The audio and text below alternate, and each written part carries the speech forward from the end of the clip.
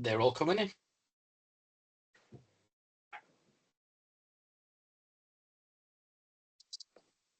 And that should be them all in. Yeah, they've all been admitted. Admit all. They're still in the lobby. Nearly there. I'll keep putting them, don't worry. Excellent. Good evening all, welcome. I'm sure there's a few people still trying to join. So we've got Mandy and Amelia here, who are obviously going to talk to you about lots of different things to do with flight and piloting. Over to them to introduce themselves. So I'll go first then. Hi everyone, welcome. I hope this is going to be a really interactive session. We'd love to hear from you guys as well out there. So my name's Mandy Hickson. I was a pilot in the RAF. I served for 17 years on the front line, and then I did a further 8 years as a reservist flying air cadets, much like many of you, of course, on air experience flights. So while I was in the Air Force, I flew the Tornado GR4 on the front line, and saw operational service in Iraq during Gulf War II. So that's pretty much me. Over to you, Amelia.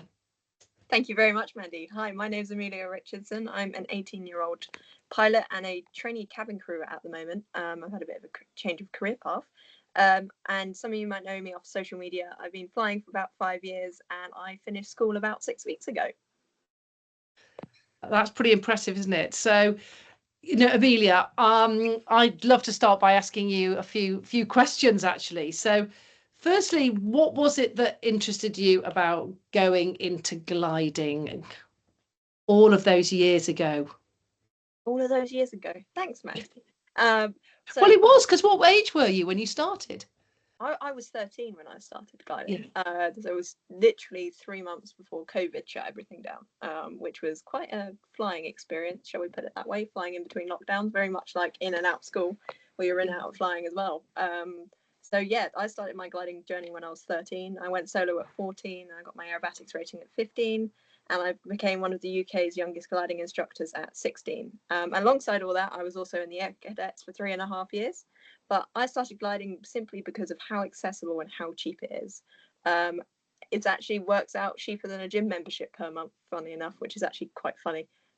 That's incredible, isn't it? So, you know, talk us through that whole process of gliding then, because you said it's very accessible and it's quite reasonable as well, and it comes in a really nice addition, doesn't it, in many ways, to being in the Air Cadets, because it does get you airborne. So, can you just give it a bit more expand, shall we say, on how would anyone get into gliding that's listening today? Well, gliding, simply finding your local gliding club is as simple as going onto the British Gliding Association website, and you literally put in your postcode and it will find the nearest gliding clubs for you. I'm down in the sort of the southeast of the country, and there's 4 within an hour of where I live, and they're all fantastic clubs to fly from. Literally email them, say, hey, I'm interested in doing this, I'm an air cadet, and they'll get you sorted. And thankfully, of being a lot younger, flying is heavily discounted in the civilian world. I know some of you would have done gliding with cadets as well. I know I had a few flights of air cadets and gliders as well. Absolutely loved it. But in the civilian world, it is so affordable. I used to do it every weekend. I don't do it so much now because, of course, I've just started a full-time career, which is, yeah, quite scary, exciting, and actually really enjoying it so far. So when you say affordable, what sort of cost are you looking at then, putting that in sort of, I mean, and I know that will vary dependent on where people are and what sort of clubs, you know, charge, but what sort of like ballpark would that be for a typical like flight or something? So really how a gliding flight works in the UK is you pay a fixed price for the launch. We use winch launches just like the Air Cadets do. We also use a method of launching called aerotow, which is towed behind a plane. That's slightly more expensive because you've got another aircraft to go up as well. But a winch launch in the UK will set you back about £10 to £15 for the launch, and then roughly 50p a minute for the aircraft and your instructor as well, because that's how we keep the cost so low, is by volunteering. I'm a gliding instructor, but I don't get paid for any of that, simply because I love doing it, and I volunteer my entire day to teach people to fly because it's so rewarding and it helps keep the cost down. Yeah, and I think what's really lovely for yourself, Amelia, and something that I've always loved about you, is watching your own personal journey grow as well via social media. So can you just give us a little bit into insight into what happened in your sort of huge rise to stardom in the social media world as well? Oh, the social media world. It's an incredible world. I love sharing my journey. I simply have grown my Instagram account through what I got up to at weekends. It originally started at about 100 odd followers, and just sharing the odd video of me going up in a glider, doing aviation related activities. And it suddenly just gained traction over sort of 2 or 3 years, and I hit 5,000 followers, then 20,000 followers, and it was like, hold on a minute, people are actually really liking this stuff. And it was just for one thing, sharing the awesome world of aviation, because it is a very hidden world. And I think starting young as well, it helps share and inspire people. That's what fuels my determination, is when I get a message through on my Instagram saying, hey Amelia, I've just had my first gliding lesson, I'm hooked. It keeps me going, it keeps me determined, and I've done something right. Yeah. And how many followers have you got now then, Amelia? Go on. Okay. I have 107,000 followers on my Instagram account. Unbelievable. Yeah. I mean, I've been crazy. trying to grow mine and I finally hit 10,000. Well, 10,000. So yeah, it does take a lot of managing though. Yeah. And everyone thinks Instagram pays very well. It doesn't. I don't actually get paid by Instagram, but hey, I don't mind. It doesn't matter. I'm sharing a happy message and sharing the world of aviation. And I think you're a really great role model on that as well. And that's something that I've really admired, because I think so often we get caught in this Instagram world or this social media world where we feel we've got to be fitting into some sort of stereotype of some, I'm the person that fits in. Actually, you completely bucked the trend on that one and said, you can be yourself. Look at me. This is me really concentrating while I'm flying with this grimace on your face while you're really focused. And it's just like showing that raw side of it, that really human side as well. And I think in this world where we're filled with so much fakeness on this is what it is, this, you can be a gazillionaire, that I think ends up brainwashing people, actually showing someone that real story about, a true passion from a really young age, and sharing that passion and hopefully getting people interested in it as a consequence. And your name is often quoted to me in different really random locations wherever I've been speaking around the world, and suddenly people go, oh yeah, we follow Amelia, glider pilot. And I've often said, oh, someone you should follow is, because I think it is a really nice way to see what that world is about. Well, thank you very much, Mandy. That's very kind of you. But you've got a story to tell as well. So tell me about your awesome career, because you started as an air cadet, didn't you?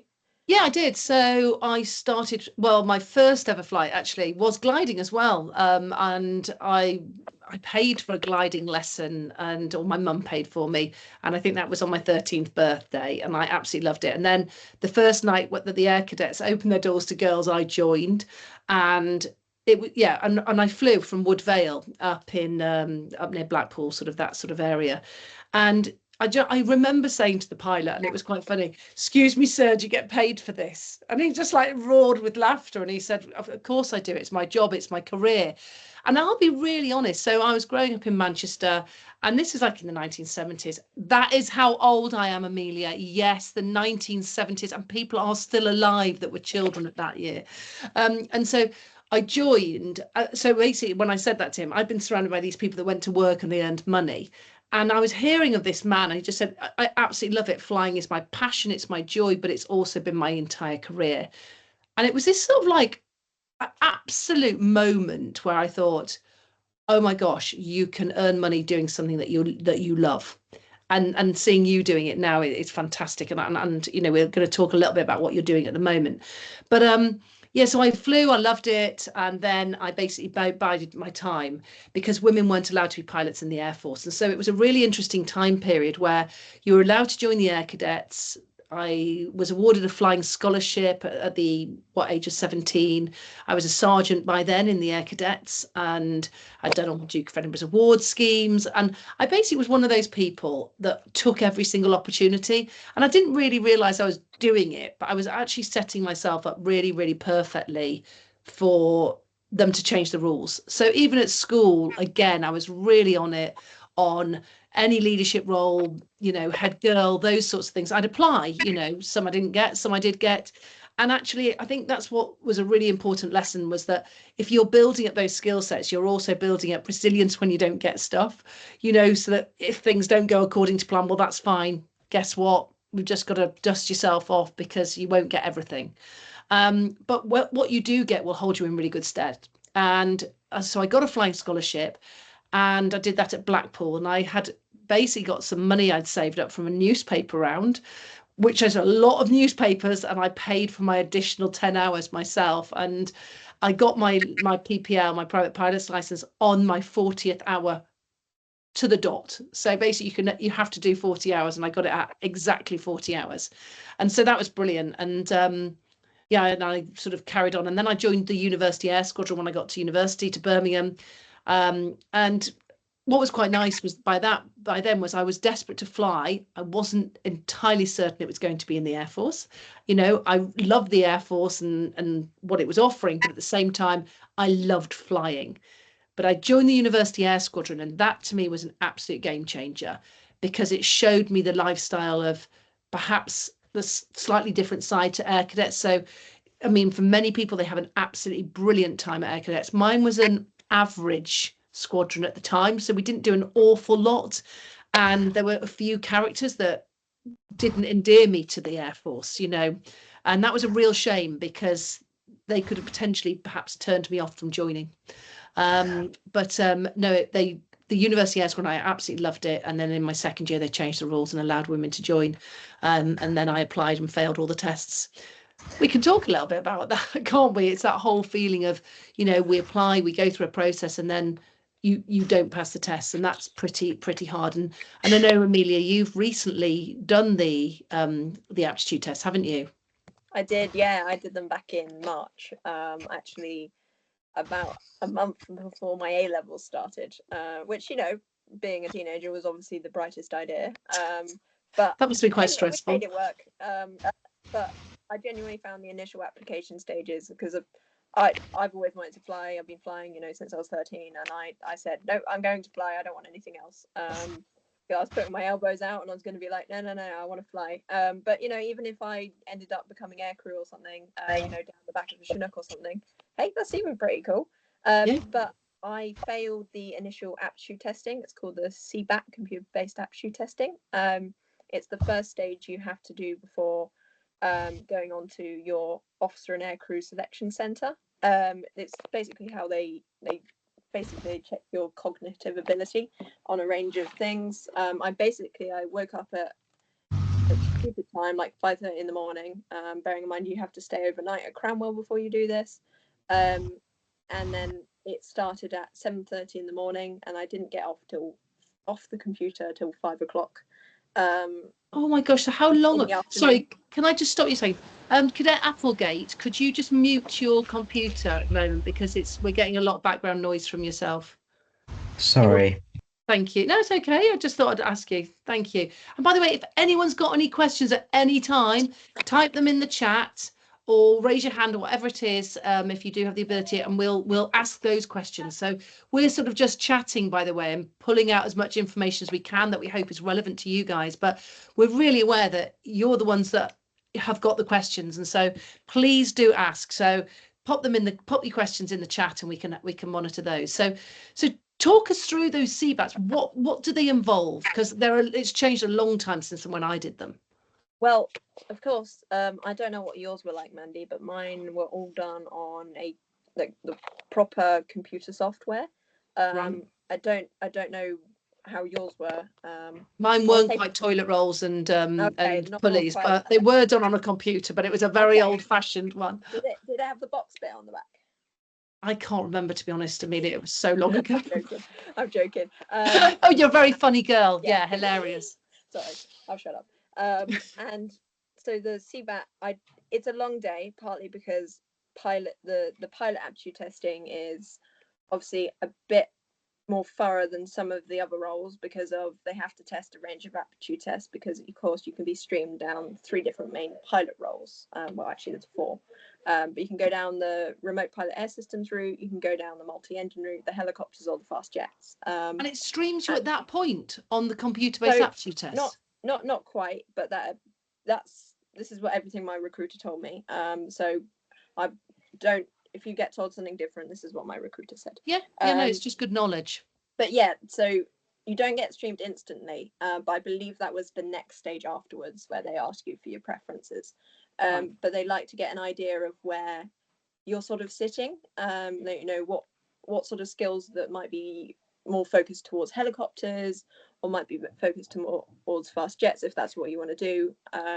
But really, I don't know how many tests I actually did. I lost count because it was so long. But it was, I think, thankfully being, this kind of generation, we're used to staring at screens all day. We're used to playing video games all day.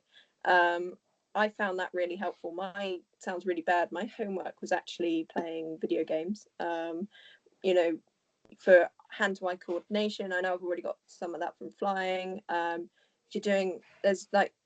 There's apps you can use. They were literally like brain IQ training apps. It sounds really stupid, but it really helped. And I initially went one time before failing it, but I literally got 2.5 hours sleep. I know some of you have been on camps, have seen the state of RAF mattresses, and my blanket was dated from 1978. It was clean. Oh, that's refreshing to hear. Isn't that appalling? God. And I got about 2.5 hours sleep. So I said, hey, I have to wait a year to fail this. So I said, I'm not going to do this. I'm going to drop out and come and do it in about a month's time. And they said, good call, absolutely right. It's your decision. So I came and did it a month later. And I actually took an inflatable bed with me and slept on the floor. I was going to ask that actually. Could you take your own duvet or an inflatable mattress? Obviously you did. I took an inflatable mattress and like my own pillow, but I just used the bedding that was there. Because the pillows were like you laid on them and then your head was on the mattress. They were awful. Standard RAF issue bedding. So if you do it, take your own bedding. Don't be embarrassed. Get a proper night's sleep. I did. It was great. Best decision. And eat lots of food. Enjoy the free RAF breakfast as well. I definitely chowed down on hash browns. And the day there's not a huge amount you can do to get an idea of the test, but they give you lots of very thorough instructions. And really, at the end of the day, if you fail it, you've just got to wait a year. It doesn't sound like, it sounds like quite a long time when you're my age, but you're doing it when you're 17, 18 years old. You can still do it 3 more times. And I think the cutoff for pilot is 21. So it's not limited on how many times you can do it. You just have to wait a year in between each time, is it? I believe it's limited at 3 times. So you can fail it once, fail it twice, fail it 3 times. You can't apply for pilot again. But you could fail it twice, pass the 3rd time, and you're, providing you pass everything else, you're in. But I think my favourite test was when I flew a ball through a tunnel and I had to do maths at the same time, because it was pretty much just like flying low level in the little aircraft I fly. Not, I say low level, like 500 foot above the ground, doing that kind of stuff.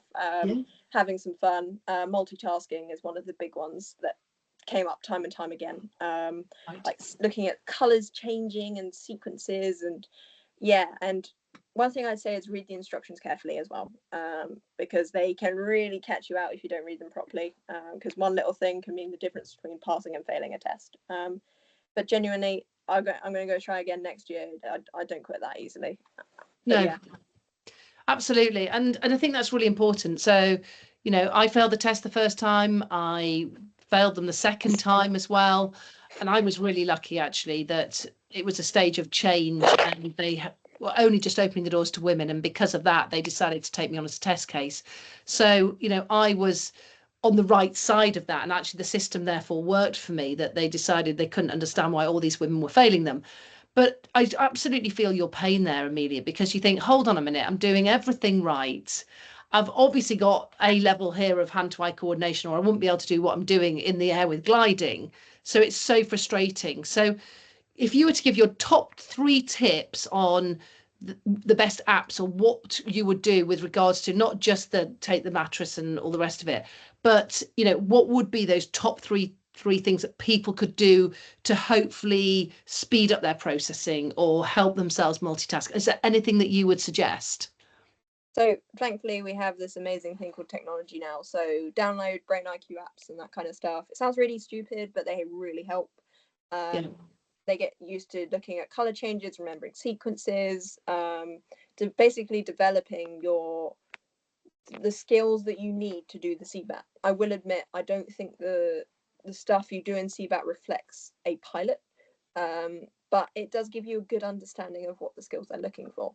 My second one is, don't worry about your maths. I don't even say, as long as you've got a basic understanding of maths. I got a 5 in foundation maths. I'll put that into old language for you, Mandy. That's the higher end of a C. I'm all over it. I've got children that have done them. You've got to remember this, Amelia. Yeah. In fact, in fact, George has just asked exactly that question, actually. He said, how hard was the maths whilst doing low flying during your test? So they were just really actually like sequence based. So you would have to remember a string of like 6 numbers. And then when you were flying through a hoop, you might have to type in the number when it beeped in the headset or something like that. The other big thing I'd say is the big one they're looking for is also speed, distance, time. There is a whole test to that one. You probably did it as well. I do. I remember that really well. I mean, I was really lucky. I was doing maths A level at the time, actually. Oh, right, okay. I'd just done my maths A level, and so my maths was actually really sharp as a consequence of that. And I found that side of things much more easy. Interesting. Yeah. So I didn't do maths A level. I'm sorry, Mandy, I wanted a life when it came to A levels. Sorry. But yeah, because I literally did GCSE maths and I just literally practiced online stuff. And there are some like RAFs are not made by the RAF, so don't take the stuff they put out word for word, but there was some really good stuff that came out very helpful. And the other one I say for the maths and speed, distance, time is you don't have to be exact on it. You get the closer you get to the estimation, the higher scores you get. So it doesn't have to be bang on. I literally rounded mine up to like 10s and 5s to make my maths easier. So you don't need to be, it's not all algebra and any of that stuff, because I hated algebra. I didn't see the point in it. Maths is hard enough as it is. But it's the whole thing is, when you're actually flying, it's all about mental dead reckoning. You know, so much of what you do is, I need, it's like that. What's my crosswind? Okay, so I need to do that. Like it's going to be da. And so, these are the basics. And we've just had a question there about, is there a specific age to be a pilot? Jet pilot is irrelevant, but it's just pilot full stop. And I think that the age that you have to be is at 18 to apply. So you can actually be under 18 to apply, but obviously you need your parents' permission to do this kind of stuff because you are still technically a minor. It's probably very much the same for signing up with these air cadet events. You probably need your parents' permission to do it. But as soon as you can do the CBAT when you're under 17. There's no harm in getting at least one try in. But I don't believe you can start full-time in the RAF as an officer without your A levels. And without being over 18, but I'd see that website for more information specifically. And the term pilot when joining is a generic term that covers all pilots. And you'll be asked by your recruiter more specifically what you might want to be streamed down, so they can get an idea. So if you wanted to go down the RPAS route, so the remote pilot air systems, you can say that I want to do this, because then they can sort of not give you hints and tips, but get an idea of roughly what they're looking for. Does your CBAT expire? How long is it valid for? I think it's valid for something like 3 years. But it might be 2. So say you get put on hold or something for training, it means you won't have to like redo it again. Are there any specific A levels required? There's like 2 exceptions of A levels they won't accept, but I think you have to have like a minimum of like 2 C's for an A level. So that's pass anyway. And I think going to your point that you touched on there, Amelia, before, when you said, very, very amusingly, you wanted to have a life whilst you're doing your A levels. I would just say one of my biggest top tips is pick subjects that you find interesting. I was literally just about to say that, because Yeah. I was told to do maths, physics, all that jazz. And to be honest, I've never really used proper maths and physics for when it comes to flying, with all the long detailed equations. Yeah, absolutely. Never touched it really. And actually, because I also, so when I was doing my A levels, because I then thought, right, now I want to be a pilot, I hadn't done physics GCSE. And so I thought, oh my gosh, I better do physics GCSE. And they gave me an option at my school that you could do an additional GCSE while you did it in 1 year while you were doing your A levels. So I was doing sort of 3 A levels, and then I said, I want to do physics GCSE. And so they put on a class for me, 2 other people. And actually, so I did my physics in a year whilst I was doing my first year of A levels. And so again, you didn't need to, is what I'm saying, is I didn't have to. Now they've got around that in a different way now, because of course you can do triple or double science. So it is slightly different. But in my day, it was you did GCSE biology, chemistry and physics, and there were 3 separate entities, and I'd done chemistry and biology. So so that's a really interesting one. So science is a part of it, but it's not, to answer your question there at the end there, it's not just all about maths. It's do subjects that you like. Mine, I did geography, biology. My degree was in geography and sports science. So if you then decide to do a degree, do it in a subject that interests you. I mean, one guy that I went through on the University Air Squadron started doing mechanical engineering, and then realised once he got onto the University Air Squadron, he could swap. And he'd got himself a scholarship, and he swapped to African studies because it was 3 hours of lectures a week, and it meant he could fly the entire time. So you know what? He came out and he ended up being a Harrier pilot. So, you know, it's sort of irrelevant what degree you do. All they're wanting to know is, have you done one or have you not? But you don't have to have done a degree at all, by the way. Absolutely not. I'm not going to uni because I think the price of it at the moment is too expensive. It's ridiculous. I agree. And I'll give you a crazy fact. There's lots of different routes you can get into the civilian side of flying. So commercial pilot roles, air traffic controllers, that kind of stuff. I actually found out the cost of becoming an airline pilot, you know, for something like EasyJet or British Airways, etc. The cost of doing a degree with your student loan will be probably in excess of 60 grand if you do a 3-year degree, using current figures.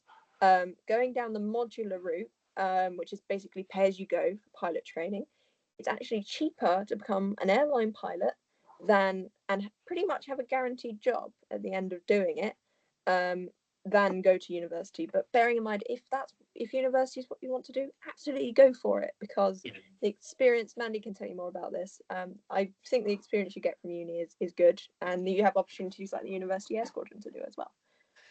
I think you've hit 2 really important points there, Amelia. One is, if you do want to go to university, great, do it. I loved it. I'm still best friends with all of my people from the University Air Squadron. I'm godparents to their kids.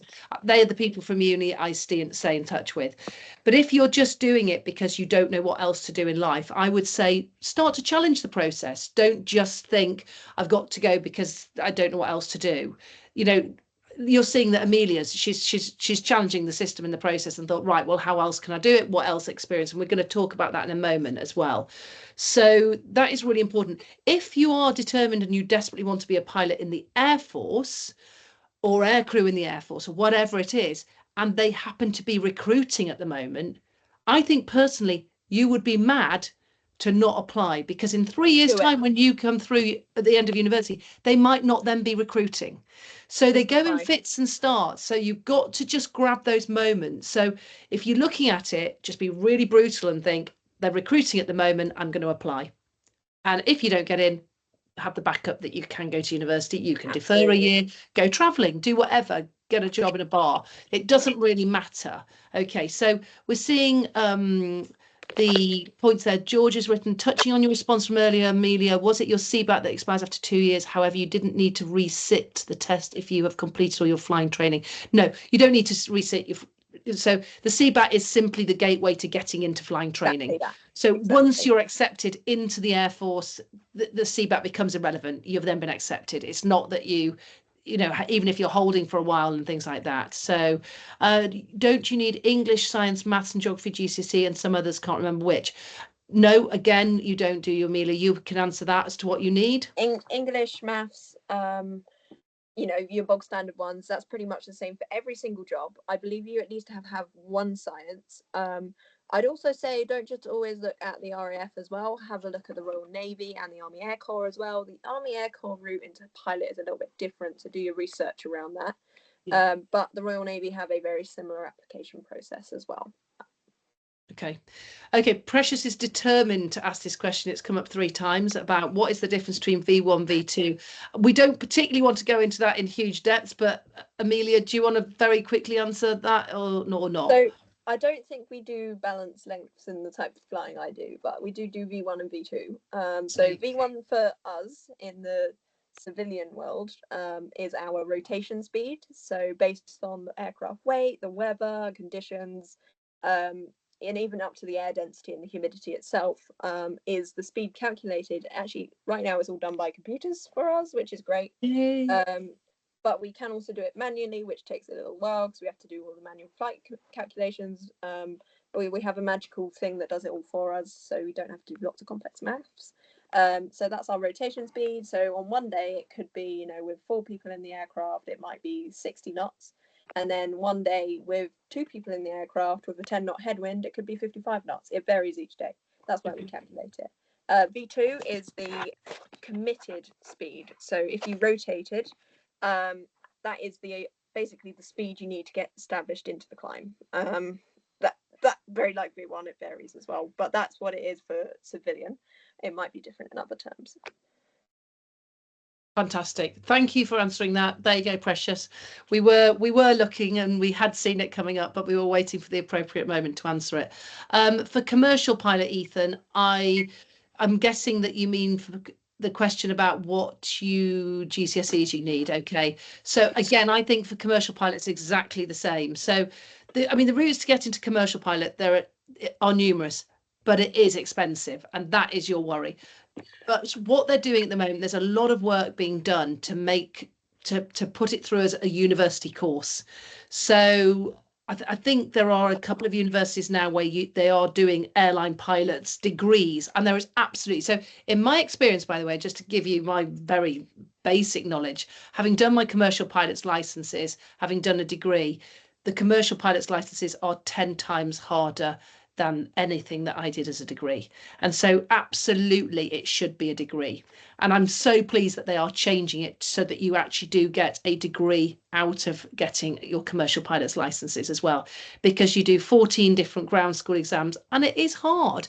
You know, do not underestimate that. You know, it's sort of like a 2 years worth of, you know, sort of, is it 2 years? Is it? I can't remember, but it depends how long you take. It depends what sort of way you do it. But there's 14 different ground school exams, and it can take a long time to do it. And you can do it in 2 different halves. So 7 exams and then 7 exams. Okay. There are still some courses that are run by, keep your eyes peeled, when the likes of, say, Jet2, TUI, EasyJet, British Airways, when they put out those programs like the Speedbird program, you know, okay, that they will be inundated. Yeah, but if you don't apply, you won't even be in the pool. So, you know, there's no point saying, oh, it'll never be me. Well, why shouldn't it be you? Okay, so you've got to get yourself in there. You've got to get yourself, you know, accepting you might not get it. So what? It doesn't matter. You've not lost anything by trying. Okay, so that's really, really important. Okay, so I think we sort of covered what it was that made you want to become a glider pilot. No, we haven't probably, Amelia. What was it that made you want to become a glider pilot? Well, simply gliding, the whole reason I became a glider pilot was the cost and simply how amazing gliders are. They can do a lot more than most people think they can. I fly gliders upside down pretty routinely. I'm pulling up to 5.5 G. I'm being straight crazy. We can fly gliders thousands of kilometers in a day just using nature's uprising air currents. But what first started my whole aviation passion was when I was 4 years old, really short. I flew to the Scilly Isles on a Twin Otter. And there's no cockpit door in the Twin Otter, so right in the cockpit were 2 female pilots. I spent the entire half an hour flight in awe, and I was just like, that's what I want to do in life. And over 10 years later, here I am. And gliding specifically is simply because of how affordable, how awesome, and how many different routes it can link you into. Because I've gone from a glider pilot to an aerobatics pilot to an instructor, to teaching ground school as well. I've got my private pilot's license, I've got my motor glider rating, and it's taken me all over the world doing it as well. And you applied for some scholarships, didn't you? So do you want to talk a little bit about this? Because Amelia, you're an absolute classic person for, you spot something, you apply, because why wouldn't you? And Absolutely. you it's opened up some really amazing doors for you, hasn't it? It has, and I've applied for numerous different scholarships, and of course, loads have been declined as well. But it's through applying to all these things have I learned to learn from the rejection emails. And you spend hours writing an application form and it gets rejected, but then you get an email that comes through saying you've just won a 20 grand scholarship, £20,000 to fund my private pilot's license. And I jumped up about 10 feet, and I have never smiled for so long. So I got my entire private pilot's license funded by a scholarship. Very unexpected. It was literally this, I've seen this application come out, I'm going to chuck one in, see what happens. Next thing I know, I've been called to the final 5, which was like, oh my God. And I completed my entire PPL. So that's 45 hours. Well, I did 35 hours of flying because of the previous flying I had, but usually it's 45 for no experience. I did it in 6 weeks. So I was flying Monday to Friday each day. And I also did all my 9 ground exams for it as well. In 6 weeks, so in my summer holidays from school, and I got my PPL 3 days before I went back to school, which is brilliant, absolutely brilliant. And the fact is that you had applied for previous ones and not got them, but you know what, that's fine, because actually you really learn, you took all the lessons on every single time, and that is the whole thing that both of us want to get across is, just keep on putting yourself out there, and don't be really upset, don't take it really personally. I'm really aware we've got only 8 minutes left. Do flight simulators on the we have on a squadron help? Yes, they absolutely do. They constantly build up, so use those, get on them. I think we've covered a little bit about tips for the beginning stage of learning how to fly a glider. I don't think we have much time to go into the actual technical side of that, do we? Sorry. Particularly. Drop me a message on Instagram. There you go, Holly. Did you hear that one? Just go to Amelia on Instagram, ask her a few tips on that. Do we need a bursary? I think that they are still, I don't know. You would probably be best to speak to your staff within your own air squadrons to ask them about scholarships, bursaries, about sponsorship through university as well. I don't know where we're up to on that programme at the moment. You mentioned earlier Brain IQ apps. Is there any for you to name that you can actually recommend using to help prepare for CBATs? I Can you remember any? A bit of everything. Okay. I literally put into the App Store, went Brain IQ apps, and whatever came up that was free, I did. And they all helped. So do everything.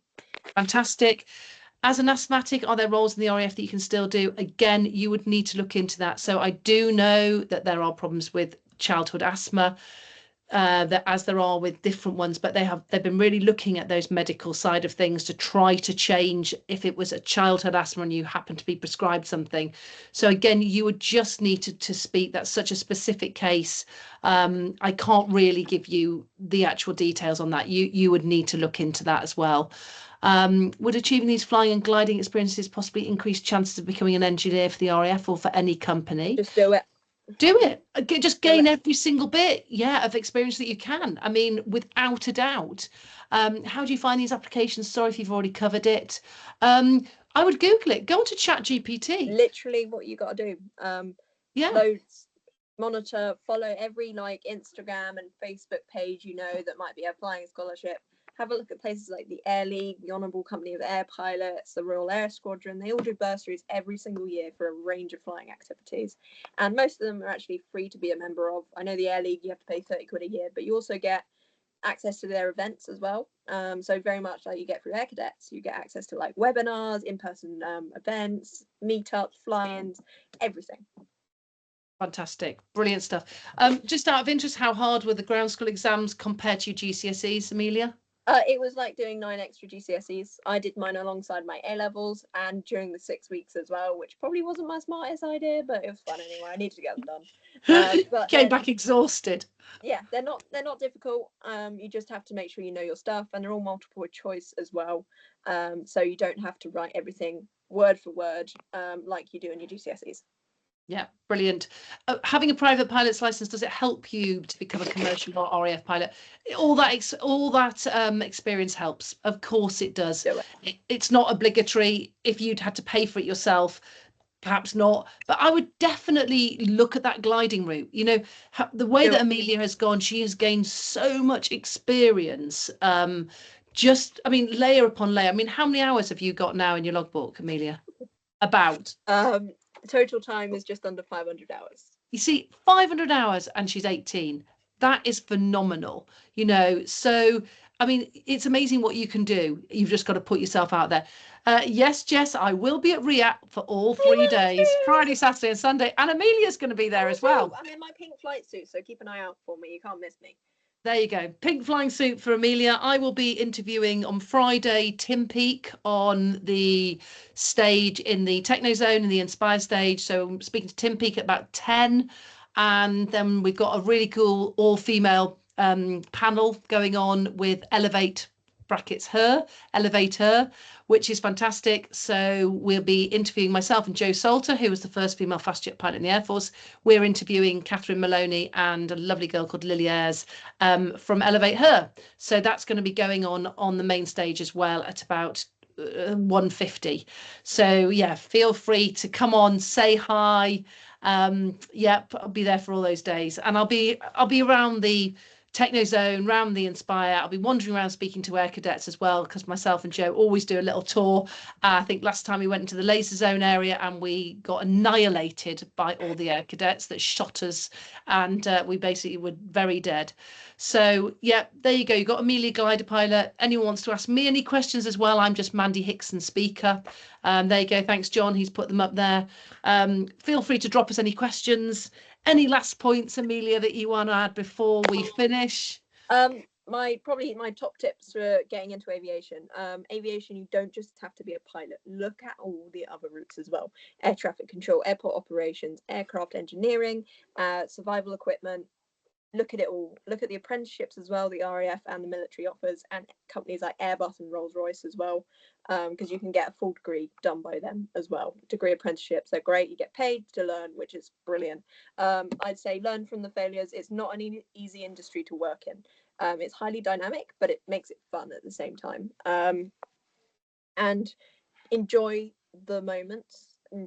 Learn from the failures. And one other thing, read Mandy's book. It is incredible. That's a good plug. I've got a copy at the end of my bed that I love just flicking through whenever I'm having, a little bit of time to myself, because the lessons she's got in her book are priceless and they will teach you 1,000 words. And my favorite quote from Mandy's is dream it, believe it, do it. And it is entirely true, and it's entirely how the aviation industry works.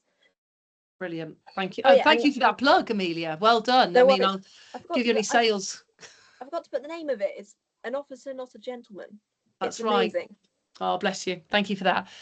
Guys, it's been a pleasure. We are about to hit time out, unfortunately. I can't tell you what my favourite Dragon Lady, she's fantastic. Okay, so yeah, Dragon Ladies flew the U2 as well.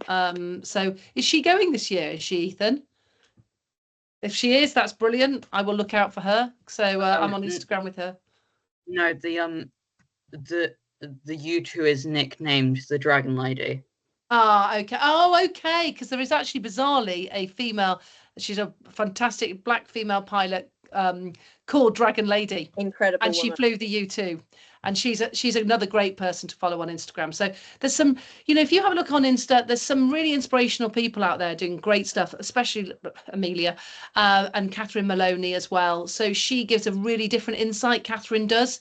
Hers is more all around general aviation, but she's doing some brilliant work, and you can sign up to Elevate Her as well if you're a woman as well and you're interested in aviation. That's another another amazing platform to pick up some really top tips and a lot of information as well. So, and by the way, poolies are a really good resource, aren't they, for your ground school exams? I've got about like 10 books beside me that are stacked about this high from my studying. But yeah, sign up for everything, work hard, ask questions, enjoy everything, because it will only come once. And I'm only just learning that because I'm currently halfway through my cabin crew training and it's mad and I'm loving it. Brilliant. Guys, I hope you've all enjoyed that. Let's, if you like to unmute and do a big round of applause for Amelia. I think she's been absolutely brilliant today. Mandy, thank you very much as well. Thank You're you. awesome as well. Thanks, you so everyone. much for joining. Thank you. Thank you very much. Pleasure. Thank you. Now I need to find out how to do this. Thanks, everyone. Thank you. Really Thank interesting. you. Have a lovely evening. Enjoy right out if you're going. Thank you. Thanks then, guys. Bye. Bye.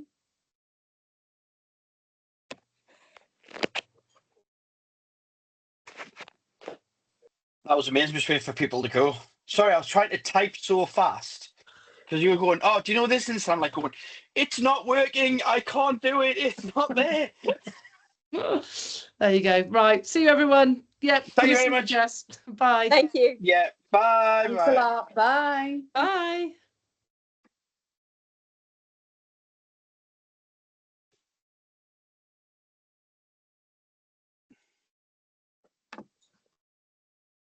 There we go. Stop recording.